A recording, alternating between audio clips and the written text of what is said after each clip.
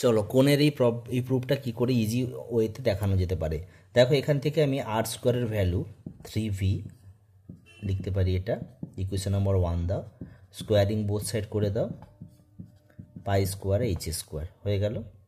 এবার C square সমান আমি কি লিখতে পারি, পাই স্কোয়ার আর স্কোয়ার, এল এর ভ্যালুটা পুট করে দিচ্ছি, রুটটা উঠে যাবে, তাহলে এটা হচ্ছে pi square r square h square pi square r to the power 4। এবার আর স্কোয়ারের ভ্যালু পুট করে দাও, পাই স্কোয়ার আর এর ভ্যালু হচ্ছে 3v by pi h into h square, pi square r to the power 4 এর ভ্যালু হচ্ছে 9v স্কোয়ার বাই হচ্ছে pi square h square.